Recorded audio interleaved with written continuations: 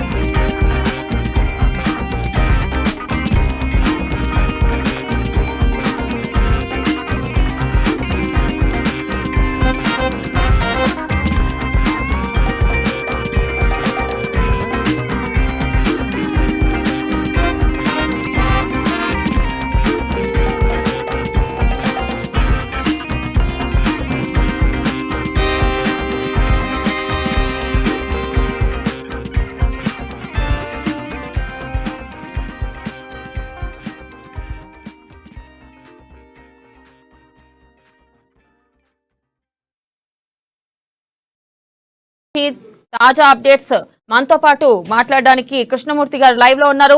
కృష్ణమూర్తి, చెప్పండి. కాంగ్రెస్ దాదాపు 130కి పైగా స్థానాల్లో ఆధిక్యం సాధించింది. ఇలా చూస్తున్నట్లయితే మొదటి రౌండ్ లోనే కాంగ్రెస్ ఎన్ని ఓట్లు సాధించగా క్లియర్ కట్ గా కాంగ్రెస్ గెలిచే అవకాశం ఉందంటారా, లేకపోతే లేదు హంగ్ వచ్చే ఛాన్సులు కూడా ఉన్నాయంటారా? బ్యాలెట్ బాక్సులు తెరిచిన చిన్న నుంచి మనం పరిశీలిస్తే కర్ణాటక ఓటర్లు స్పష్టమైన తీర్పు ఇచ్చేందుకు సిద్ధమయ్యారు. వాళ్ళు నిర్ణయించుకొని ముందుకు వచ్చినట్టుగా మనం స్పష్టంగా తెలుస్తా ఉన్నది. మొదటి విడత అంటే మొదటి రౌండ్, ఫస్ట్ రౌండ్ కూడా కాదు, మొదటి దఫా ఎన్నికలు సారీ కౌంటింగ్ మనం పరిశీలించే ఒకసారి 130 స్థానాల్లో కాంగ్రెస్ పార్టీ ముందున్నది. బీజేపీ ఘోరంగా వెనుకబడిందని చెప్పట్టు, అంటే అధికారంలో ఉన్న పార్టీ కాబట్టి 10-15 సీట్లు తగ్గినా కానీ ఘోరమని చెప్పవచ్చు. అయితే నిన్నటి వరకు కూడా ఏదైతే కింగ్ మేకర్ గా మారుతుంది జేడిఎస్ అని అందరూ భావించారో, ఆ పార్టీ కూడా చెప్పుకున్నది తామే కింగ్ మేకర్లం, మేము ఎవరికి మధ్య ఇస్తే వాళ్ళని చెప్పేసి ఆ పార్టీ నాయకులు అనేక సందర్భాల్లో అనేక వేదికల ద్వారా వాళ్ళు స్పష్టం చేశారు. కానీ ఇక్కడ జేడిఎస్ అధినేత కుమారస్వామితో పాటు ఆ పార్టీ ని కన్నడ ప్రజలు పూర్తిగా తిరస్కరించారన్న విషయాన్ని ఒకటి స్పష్టమవుతా ఉన్నది. కుమారస్వామి పోటీ చేసినటువంటి స్థానంలో ఆయన వెనుకబడము, అదేవిధంగా మల్లికార్జున ఖర్గే కుమారుడు ప్రియాంక్ ఖర్గే ఏదైతే పోటీ చేశారో అక్కడ ఆయన ముందంజలో ఉండడము, కాంగ్రెస్ పార్టీ కాస్త దూకుడుగా వెళ్ళడంతో అక్కడ అంటే ఎవరి మద్దతు లేకుండానే కాంగ్రెస్ పార్టీ సొంతంగా ప్రభుత్వాన్ని ఏర్పాటు చేస్తుందన్న, అంటే ఇప్పటి వరకు ఉన్నటువంటి మన కౌంటింగ్ పరిశీలన కానీ వచ్చిన ఓటర్ కానీ అంటే తాజాగా అంటే విశ్లేషణ అక్కడ ఓటింగ్ వాటికి సంబంధించి చూస్తే కూడా మనకు తెలుస్తా ఉన్నది. ప్రజల నాడి ఏందనేది కొంత స్పష్టత వచ్చింది. నిన్నటి వరకు ఏ పార్టీకి వస్తుంది, అటు బీజేపీ ఇటు కాంగ్రెస్ జేడీఎస్ ఏది పోతుంది ఏంది అనేది కొంత ఉన్నప్పటికీ ఇప్పుడున్నటువంటి తాజా సమాచారం ప్రకారంగా 150-130 స్థానాల్లో పైగా కాంగ్రెస్ పార్టీ అభ్యర్థులు ముందంజలో ఉన్నారు. ముఖ్యంగా చూస్తుంటే కర్ణాటకలో నిన్నటిదాకా అధికారంలో ఉన్నటువంటి బీజేపీకి చెందిన 8 మంది మంత్రులు వెనుకబడి ఉండడం, అంటే వాళ్లకు ఓటర్ల ఆదరణ లభించలేదు. అంటే వాళ్ళ నియోజకవర్గాల్లో కూడా వాళ్ళను ప్రజలు ఆదరించలేదన్న విషయం స్పష్టం అవుతా ఉన్నది. మొత్తంగా చూస్తుంటే కర్ణాటకలో హంగ్ అనేది రాకపోవచ్చు అన్నటువంటి, ఇప్పుడు మనకు ఎన్నికల ఓటింగ్ సరళిని మన కౌంటింగ్ సరళిని పరిశీలిస్తే మనకు అర్థం అవుతున్నది. కౌంటింగ్ లో అంటే ఓట్ల లెక్కింపు సందర్భంగా ఏ ఈవీఎంను ఓపెన్ చేసి చూసినప్పటికీ అందులో కాంగ్రెస్ పార్టీకి మెజార్టీ ఓట్లు వస్తా ఉన్నాయి.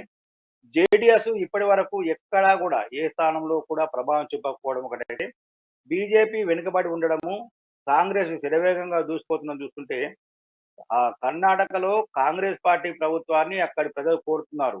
ముఖ్యంగా చూస్తుంటే ఏఐసిసి అధ్యక్షుడిగా మల్లికార్జున ఖర్గే బాధ్యత చేపట్టిన తర్వాత జరిగిన తొలి ఎన్నిక ఇది. ఆయనకు అంటే ఆ రాష్ట్రాన్ని నుంచి ప్రాతినిధ్యం వస్తున్న మల్లికార్జున ఖర్గే ఏఐసిసి అధ్యక్షుడిగా జాతీయ అధ్యక్షుడిగా ఎన్నికైన ఆయన నేపథ్యంలో ఆయనకు కర్ణాటక ప్రభుత్వాన్ని కానుకగా ఇవ్వాలి అని కన్నడ ప్రజల నేతగా మనకు స్పష్టంగా అర్థమవుతా ఉంది. బీజేపీ అనుకున్న స్థాయిలో స్థానాలు రాకపోవడంతో ఆ పార్టీ నేతల్లో కొంత అంతర్మతనం ఇప్పుడే మొదలైంది. వాస్తవానికి 5-10 సీట్లలో కాంగ్రెస్ బీజేపీ హోరాహోరీగా తలపడుతుంది అనుకున్నప్పటికీ ఇక్కడ చూస్తే దాదాపుగా బీజేపీ డబల్ డిజిట్కే వచ్చే అవకాశం, అంటే 70-80 స్థానాలకు పరిమితం అవ్వచ్చని అనుకుంటా ఉన్నారు.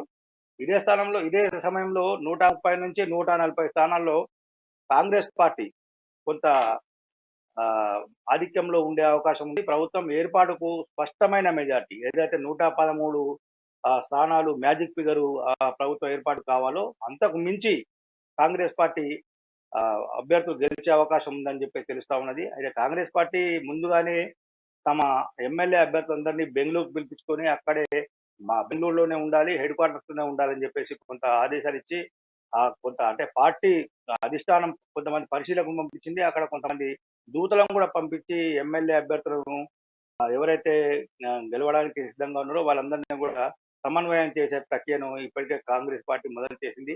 రాజకీయాల్లో బేరసారాలు లేకుండా చూడాలి అనే ఉద్దేశంతో ఉన్నటువంటి కాంగ్రెస్ పార్టీ అందుకు సంబంధించిన ఏర్పాటు చేసిన ప్రభుత్వానికి కావాల్సినటువంటి అన్ని ఏర్పాట్లను కాంగ్రెస్ పార్టీ మనకు స్పష్టంగా తెలుస్తా ఉన్నది.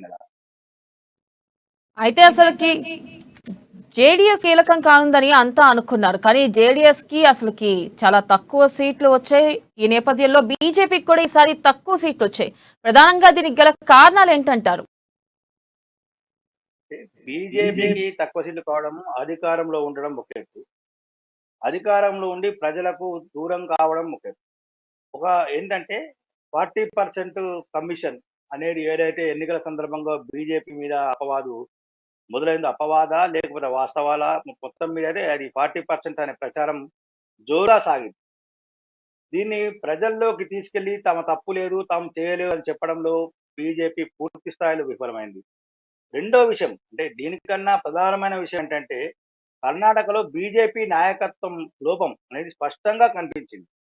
యడ్యూరప్ప ఉన్నంత పార్టీలో కీలకంగా వ్యవహరించిన సమయంలో ఆ యడ్యూరప్ప బీజేపీకి అన్ని తానై, ఇటు ప్రభుత్వంలోనూ అటు పార్టీని అన్ని తానై ఆయన వ్యవహరించారు. పార్టీ వ్యవహారం చక్కదిద్దారు. ఎక్కడెక్కడ పార్టీని ఎప్పటికప్పుడు చైతన్యవంతం చేస్తూ పార్టీ శ్రేణులు ఉత్సాహాన్ని నింపే కార్యక్రమాన్ని తీసుకున్నారు. పార్టీని ఆ విధంగా ముందుకు తీసుకెళ్లారు. కానీ ఎప్పుడైతే పార్టీ నిర్ణయం మేరకు యడ్యూరప్ప వెనక్కు కొంచెం రాజకీయాల్లో దూరంగా ఉండాలని నిర్ణయించుకొని వెనక్కు తగ్గారో, అప్పటి నుంచి ఆ పార్టీకి నాయకుడు లేకుండా పోయారు.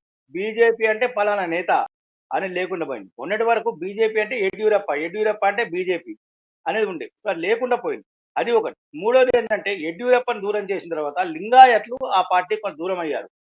లింగాయత్కి సంబంధించినటువంటి ఆహ్, ముఖ్యమంత్రిని అభ్యర్థిని బీజేపీ పెట్టినప్పటికీ కానీ ఆ వర్గాలను కావాల్సినటువంటిది దీంట్లో తీసుకెళ్ళి యడ్యూరప్ప లాగా ఆ వర్గము బీజేపీ హక్కును చేర్చుకోలేదు.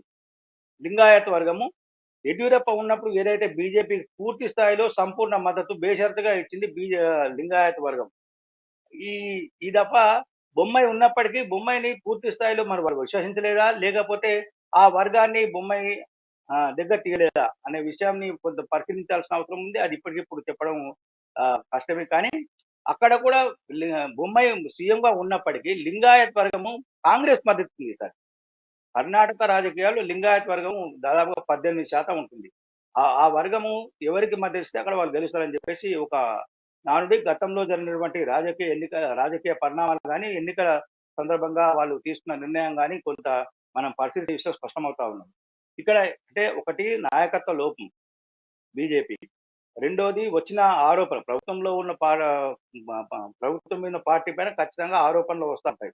ఆ ఆరోపణను సమర్థవంతంగా తిప్పికొట్టే నాయకత్వం లేకపోవడం.